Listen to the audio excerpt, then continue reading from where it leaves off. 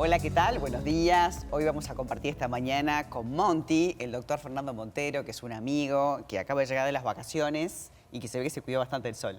Sí, estoy como siempre, Bien. impoluto. Sí, Monty, ¿sabes que está bueno hablar en esta época del año que muchas veces se toma vacaciones y qué sé yo? Pero hablemos de la acupuntura médica y lo bueno que se puede conseguir. Uno piensa en los dolores crónicos, pero también podemos hablar de estética, podemos hablar de bajar de peso, Bien. podemos hablar de toda la parte emocional y tiene que ver también con los meridianos, ¿no? Con la energía que circula. Y acá Bien. estamos haciendo una fusión de la medicina tradicional con una medicina que a veces nos parece que es más esotérica. Exactamente. Sí, en realidad yo siempre digo que lo que es la acupuntura tiene varias partes de la acupuntura que ya han sido absorbidas por lo que es la medicina tradicional nuestra. O sea, por ejemplo, la punción seca, que habrás escuchado hablar una vez que se usa mucho en deportistas. Ya hoy los fisiatras, en el último año de fisiatría, les enseñan a hacer punción seca de romboides y me parece también de suspinos. O sea, hay un par de músculos que les enseñan a puncionar. Eso justamente se hace porque se ve la parte científica que hay detrás de todo lo que es la parte de acupuntura, ¿no? Yo siempre digo, lo voy a hacer corto y fácil, ¿no? Pero en una punción seca, por ejemplo, lo que hace es, si un músculo está bien, una aguja justamente va a estar atravesando el músculo, vos la estás metiendo y sacando y se está deslizando entre las fibras musculares. No estás generando nada. Tú tenés un punto de gatillo que es, por ejemplo, si tenés una tendinitis de supraespinosa, una tendinitis de hombro, y estás con mucho dolor, en vez de solamente ir a sacar esa tendinitis, buscás qué músculo está cinchando y evitando que el tendón haga que circule sangre y oxigene. Entonces, ahí ¿qué harías? Buscarías una punción seca, y cuando haces la punción seca, lo que hace el músculo, ¿te acordás cómo mostraban el arco Como que se reflejo? libera. Lo liberás, pero ¿te acordás cómo te mostraban en el liceo el arco reflejo de cuando vos le pegás? Claro, claro. Bueno, No, inclusive lo hemos hecho en el estudio cuando ha venido el chico de este comba no, la Santi le hicimos una vez. que hace cross training, ¿no? Sí, Y ves cómo se mueve el músculo solo. Es que que impresionante. cuando estás mal, justamente, en vez de deslizarse, el punto de gatillo busca un reflejo en el cual la neurona motora hace que haga un espasmo, seguís dándole, hace otro espasmo y ahí libera adrenalina. Por eso también el paciente a veces suda un poco y el músculo que hace queda como si fuera una baba, o sea, queda realmente muy suelto. Se relaja, Cuando digamos. está relajado el músculo, le das la oportunidad a que realmente el tendón empiece a oxigenar y empiece a ir sangre rica en ¿Pero oxígeno. qué estás trabajando con el antagonista ahí? ¿Qué estás En haciendo? realidad va a ser el músculo que está tirando, que no tendría que estar tirando, que es una defensa. Claro. Eso es muy cuadrado, muy científico, muy simple. Es que aparte el cuerpo es perfecto, es una máquina perfecta que busca estar en equilibrio. Claro, sí. A veces no le damos el tiempo. Entonces, Ahora, en los corredores, por ejemplo, la clásico, algo que veo todo el tiempo y es un error muy común, rodilla de corredor, que es la centísimo tibial, que lo ves acá.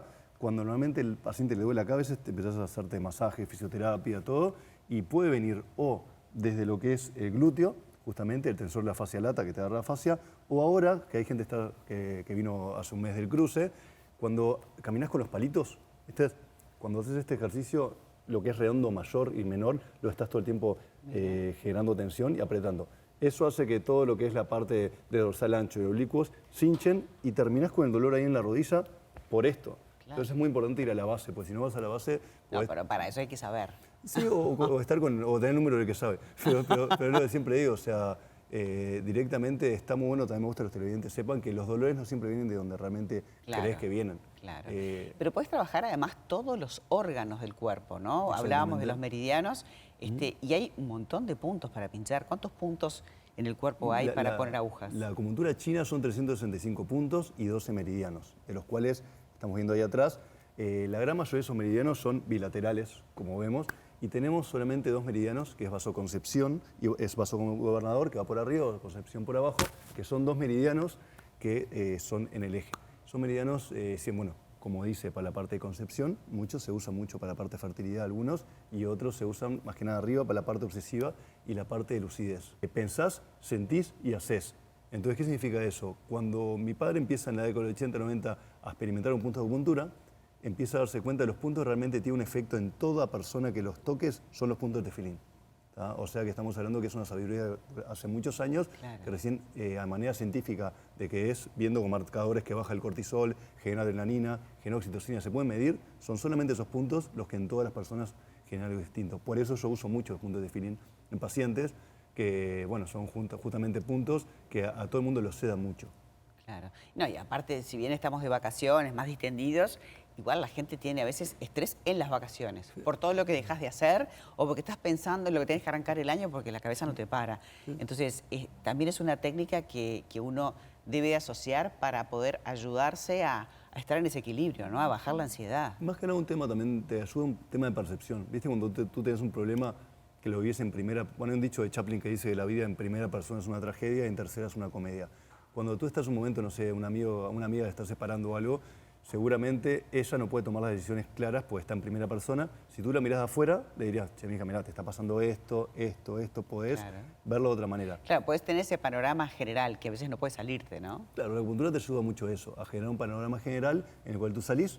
Eso es porque se produce mucha oxitocina también cuando vos pinchás con las agujas.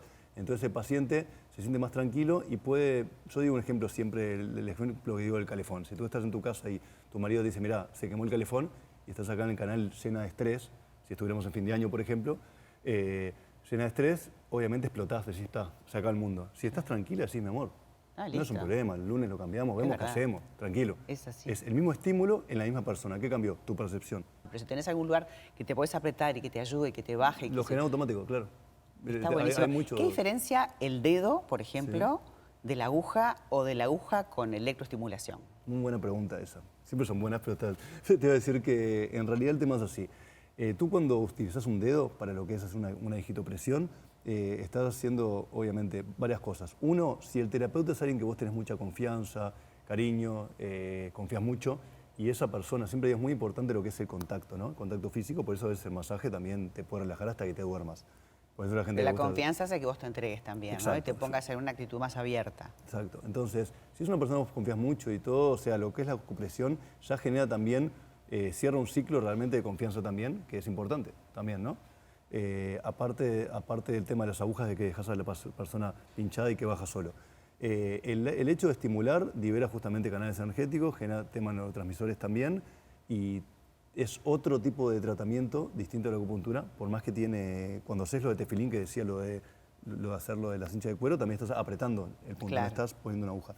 La aguja, aparte de eso, genera varias cosas. Cuando vos pinchás, generas un microsangrado. El microsangrado hace también que se liberen factores de crecimiento que justamente están en las plaquetas. Entonces, si tú agarras un tendón que está inflamado y vos le haces digitopresión, seguramente no lo cures.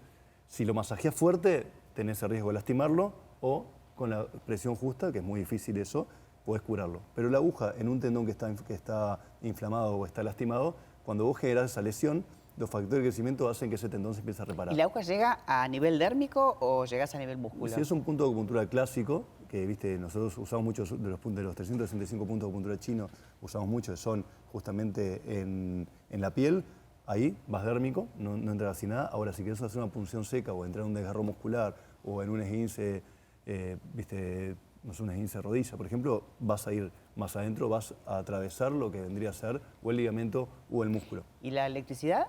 ¿Viste cuando entras a un lugar que hay un olor fuerte y te acostumbras al olor? Bueno, eso se llama neuromodulación.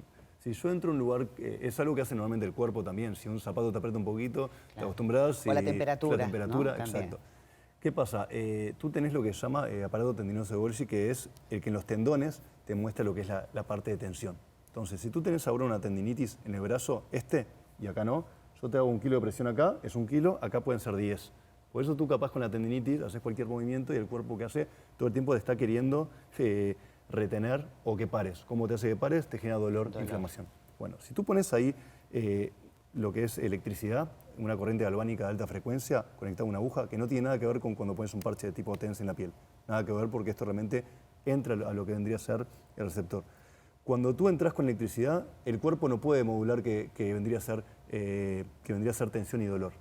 O sea, si tú le das electricidad, cree que es tensión y dolor. Y lo podés ir subiendo en la intensidad. Lo vas subiendo. Pero si vos tenés un dolor de 1 al 10, 3, y yo le voy subiendo la intensidad, ya no es 3, ya es 2 o 1. Te empezás a acostumbrar a ese dolor, ¿entendés? Entonces lo que hace más que nada es acostumbramiento. Pero o sea, es bien interesante toda la cantidad de cosas que se pueden hacer con esta técnica, ¿no? Para ayudar al paciente en los aspectos emocionales, en los aspectos del dolor, el dolor crónico, la reparación del cuerpo, inclusive para adelgazar, inclusive en patologías de otro tipo, hasta en enfermedades raras. Claro, bueno, enfermedades raras más que nada buscás lo que es el gatillo emocional, ¿no? Siempre digo, a mí me ha pasado pacientes que con temas autoinmunes y terminás viendo que han tenido, ¿viste? O puede ser desde tema de abuso de chicos o que hayan tenido una situación clave. O sea, te digo un ejemplo, una paciente muy, muy amiga, le pasó que cuando llegó a nosotros tomaba 5 antialérgicos distintos y le habían dicho que era imposible curar su alergia, que era espantosa. Y la alergia se despertó a los 3 días que muere la madre. Claro. Entonces claramente tenés que buscar un tema ahí. Y siempre empezás a trabajar la parte de duelo, ansiedad, miedo, culpa, varios temas que lo vas llevando. Y bueno, ahí tenés una paciente que después nunca más tomó un Una antialérgico. medicina muy humana, de dedicación, de escuchar al paciente y de usar esta terapéutica para sanar de verdad. Me encantó tenerte, Moti. Por favor. Siempre es un placer. El placer es mío siempre. Te invitaremos. Bueno, por favor. Nosotros por ahora, por acá cerramos, pero vamos a tener más Buen Vivir mañana, tempranito. Chao.